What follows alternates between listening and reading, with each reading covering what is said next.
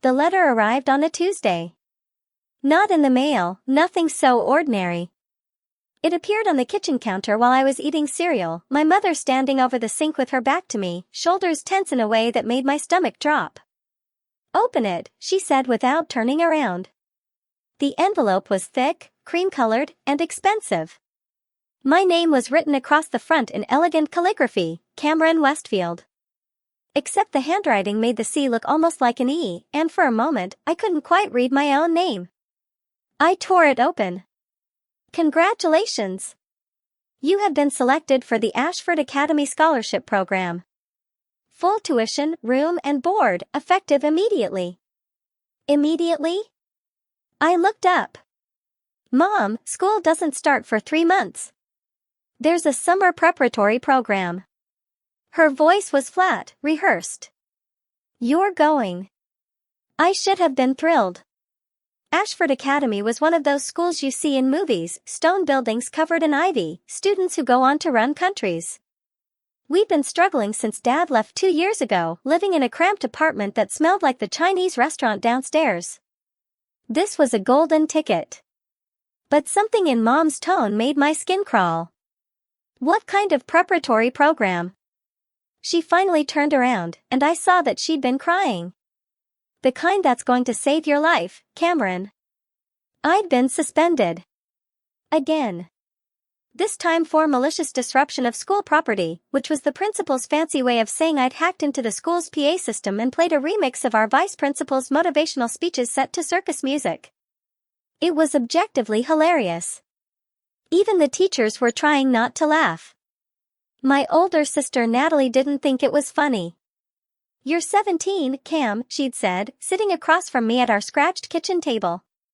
"You're supposed to be thinking about college applications, not whatever this is."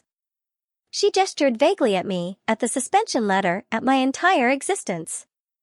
"It was just a prank. It's never just anything with you." She rubbed her temples. The graffiti on the gym wall. The fake fire alarm during final exams. That thing with the biology lab frogs. Those frogs were being mistreated. "You released 47 frogs into the cafeteria, Cameron." I slumped in my chair.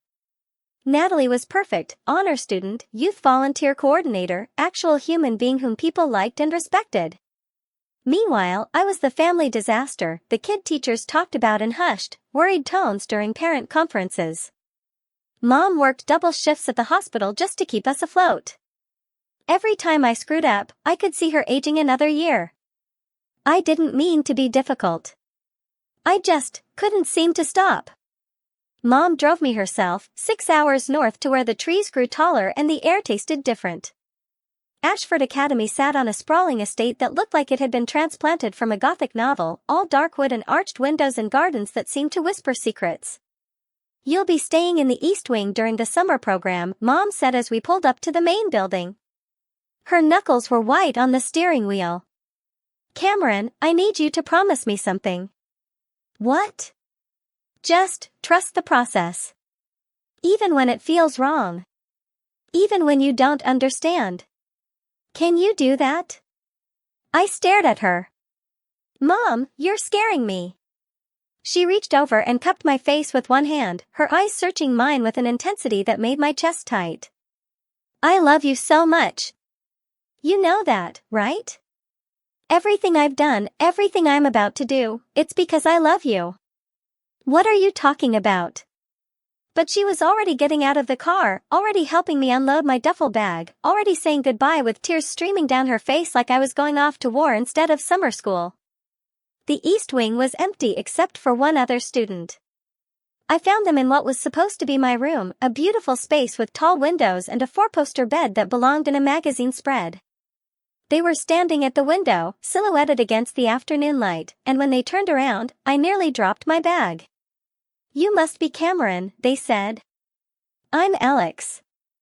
Alex was stunning. That was the only word for it.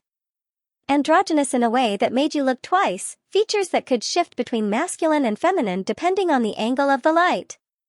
dark hair cut in an artfully messy style, wearing black jeans and a flowing white shirt that somehow looked both casual and elegant. Hi. I gestured around the room. I think there's been a mistake. This is supposed to be my room.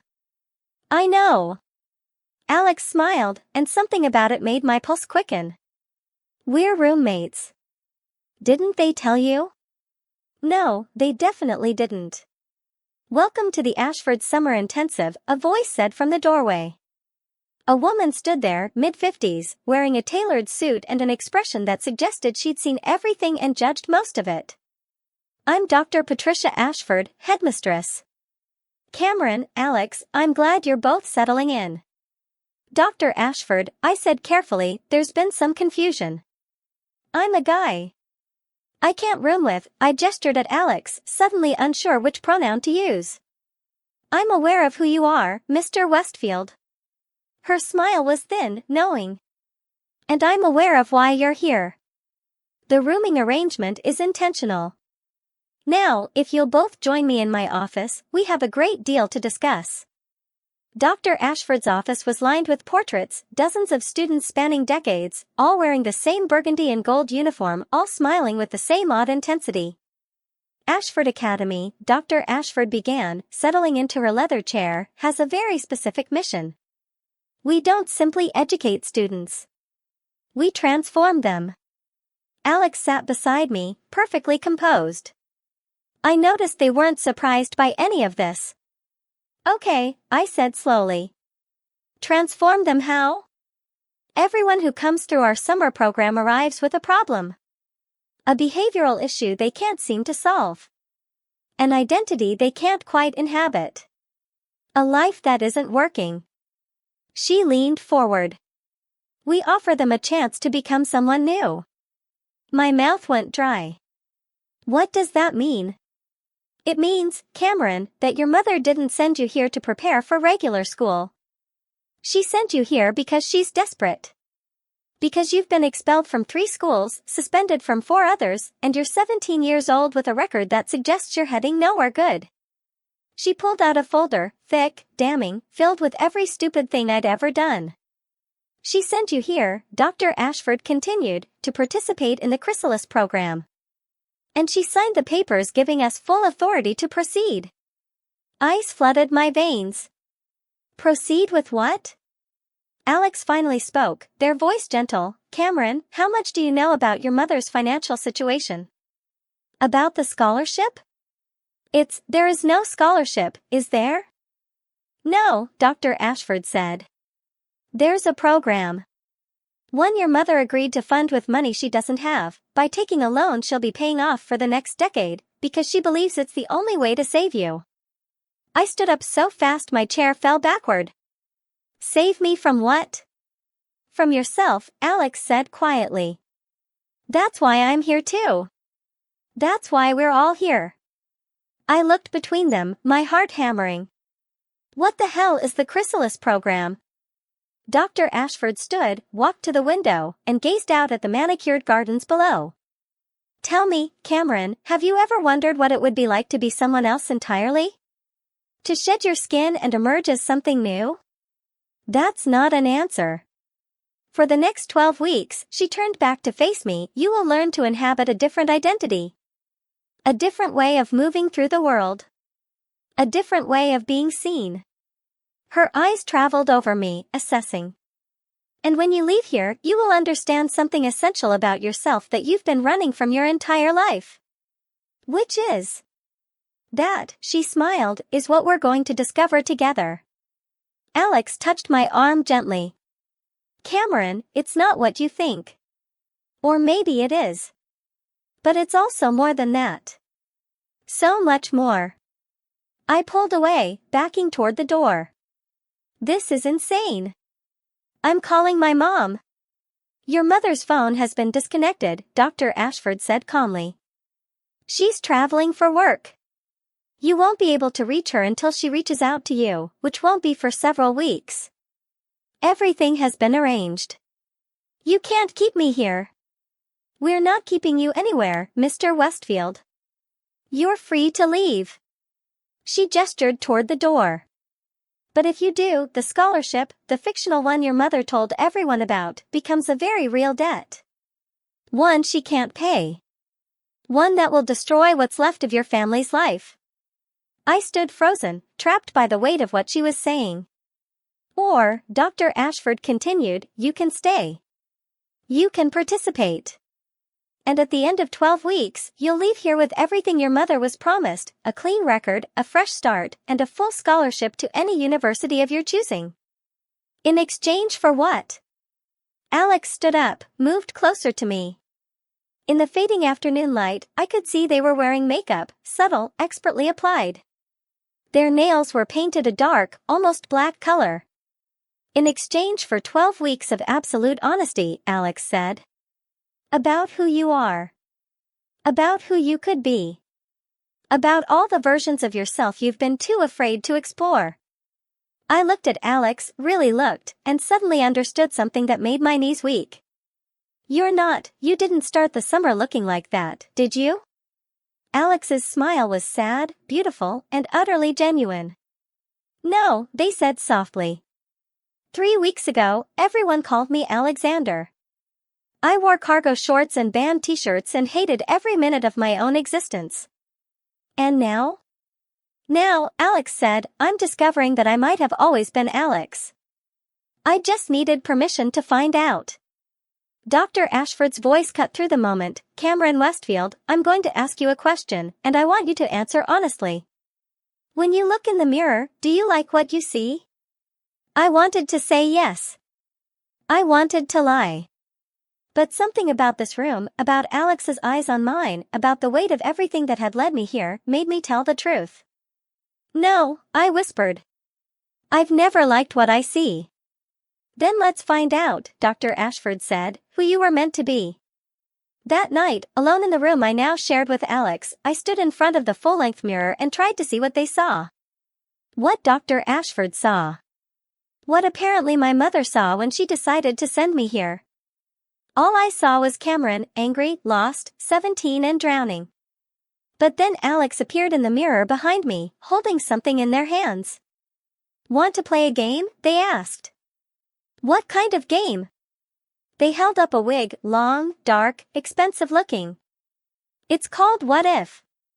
You don't have to decide anything. You don't have to be anything. You just try. Try what? Try being someone who isn't angry, Alex said gently. Just for one night. Just to see what it feels like. I should have said no. I should have packed my bag and figured out how to fix the mess my life had become. But I was so tired of being angry. So tired of being Cameron. Okay, I heard myself say. Just for one night.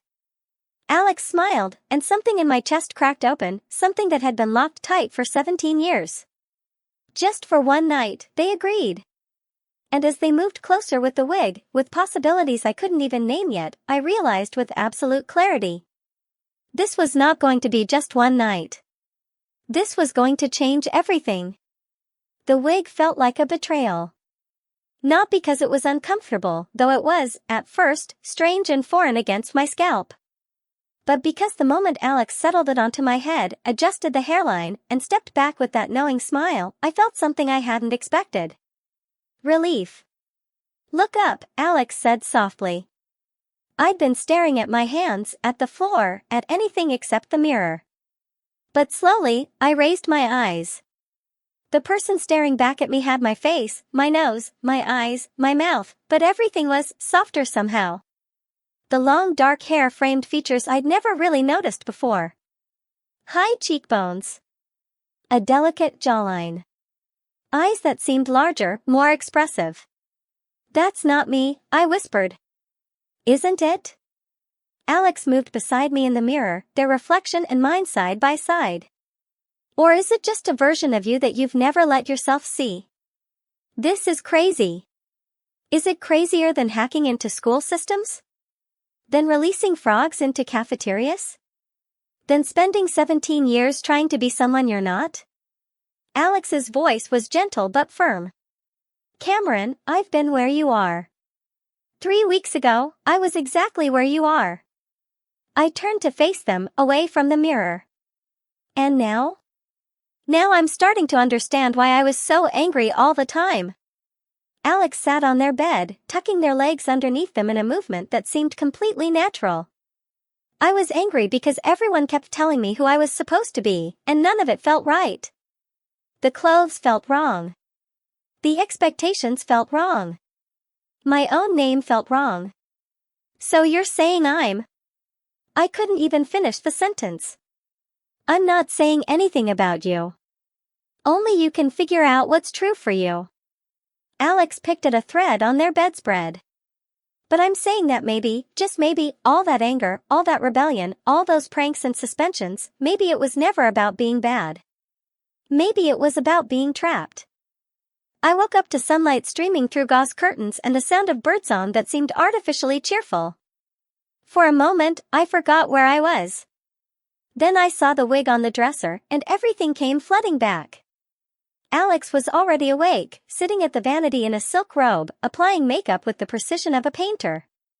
I watched, fascinated despite myself, as they transformed their face with brushes and palettes and tools I couldn't name. You're staring, Alex said without turning around. Sorry, how did you learn to do that? YouTube, mostly. And the program provides tutorials. They met my eyes in the mirror. Dr. Ashford believes that transformation starts with the outside and works its way in. Change how the world sees you, and eventually you'll change how you see yourself. That's manipulation. Is it? Alex turned around, their makeup flawless, neutral tones that enhanced rather than disguised. Or is it just permission? Permission to explore. Permission to experiment. Permission to figure out who you actually are when you're not performing for everyone else. A knock at the door interrupted us. A young woman in a crisp uniform entered with a clothing rack. Good morning, Alex. Good morning, Cameron. Dr. Ashford requests your presence at breakfast in 1 hour. These are your uniforms for the day. She wheeled the rack toward me, and my stomach dropped. Hanging there were 2 identical outfits, burgundy plaid skirts, white blouses, fitted blazers with the Ashford crest embroidered in gold. White knee socks. Mary Jane shoes. Absolutely not, I said immediately. The woman, her name tag read Ms. Chen, smiled politely. The Chrysalis program requires full immersion, Mr. Westfield. You agreed to participate when you didn't leave yesterday. I never agreed to this. You agreed to discover who you really are, Alex said quietly, already moving toward their uniform. And you can't do that while hiding behind the same armor you've always worn. It's a skirt. It's fabric. Alex pulled their robe off, wearing simple underwear underneath, and I quickly looked away. It's just fabric arranged in a different configuration. It doesn't mean anything except what you decide it means. Ms. Chin checked her tablet. Breakfast is at 8 sharp. Dr. Ashford doesn't appreciate lateness. I'll leave you both to get ready. She paused at the door. Cameron, I know this feels impossible right now. But everyone in this program has felt exactly what you're feeling. And they've all discovered something remarkable on the other side of their fear. When she left, I stood frozen, staring at the uniform like it might bite me. I can't, I said. You can. Alex was already dressed, looking every inch the proper academy student. But you have to choose it. No one's going to force you. You can put on the uniform, go to breakfast, and participate in the program. Or you can pack your bags, leave, and watch your mother lose everything she's sacrificed to give you this chance. That's not a choice. It's the only choice any of us ever have, Alex said, and suddenly they sounded much older than whatever age they actually were. We can keep being who everyone expects us to be, or we can risk everything to find out who we actually are. The uniform fits perfectly. Of course it did. Mom must have sent my measurements. How long had she been planning this? How many conversations had happened behind my back, people deciding my fate while I was busy being angry and destructive and completely, utterly lost? The skirt felt strange, light, breezy, exposing. The blouse felt constraining at first, but once Ms. Chin showed me how to button it properly, it settled comfortably against my skin. The blazer was sharp, professional. I looked in the mirror and saw a stranger. A girl who could have been my sister if I'd had one besides Natalie. Someone who seemed quieter somehow. Less jagged. "You okay?" Alex asked, suddenly beside me. "I don't know what I am." "That's the most honest thing I've heard you say." They squeezed my shoulder. "Come on. Let's go meet the others." "Others?" Alex's smile was mysterious. "Did you think we were the only ones?" The dining hall was elegant, all dark wood and crystal chandeliers, but intimate, with a single long table set for 8. 6 students were already seated. And every single one of them looked like a fashion magazine's version of a proper academy student. Skirts, blouses, perfect hair, subtle makeup. Laughing and talking like this was the most natural thing in the world. "Cameron." Dr. Ashford stood at the head of the table. "Please, join us. Everyone, this is our newest participant." 6 faces turned toward me, and I saw it immediately, the flicker of recognition. The knowledge in their eyes. They understood exactly what I was feeling because they'd all been there. "Hi," one of them said, standing up. She was tall, athletic, with short blonde hair styled in a pixie cut. "I'm Jordan. Started 3 weeks ago, just like Alex." "Riley," said another, petite with copper-colored curls and a shy smile. "Been here 4 weeks." One by one, they introduced themselves: Morgan, Parker, Reese, Dakota. Names that could go either way. Faces that had clearly been different before they arrived here. "How many of you?" I couldn't finish the question. "Started as boys?" Riley supplied gently. "All of us." "Well, all of us in the current session. Dr. Ashford runs programs for different, exploratory journeys." "This is insane," I breathed. "This is the Chrysalis program," Dr. Ashford said, taking her seat. "And before we eat, Cameron, I want to address what you're feeling. You're angry. You feel manipulated. You think this is some kind of psychological experiment or conversion therapy or abuse. Isn't it?" "No." Her voice was steel. "Let me be absolutely clear, this program is not about making you become a girl. It's not about forcing you into an identity you don't want. It's about creating a safe space for you to explore possibilities that society would normally shame or punish you for considering." She gestured to the other students. Everyone at this table came here angry, lost, and destructive. And everyone at this table discovered that their anger came from the same source, being forced to perform a version of masculinity that never felt authentic to them. "So you, what? Turn them into girls instead?" "We don't turn anyone into anything," Dr. Ashford said firmly. "We offer experiences. We teach skills. We create opportunities for self-discovery. What each student does with those opportunities is entirely up to them." Parker spoke up. They had dark skin and an elegant, graceful way of moving. "Cameron, I know what you're thinking. Because I thought the same thing when I got here. This is brainwashing, right? This is some kind of cult. Isn't it?" "No. It's an escape room." Parker smiled at my confusion.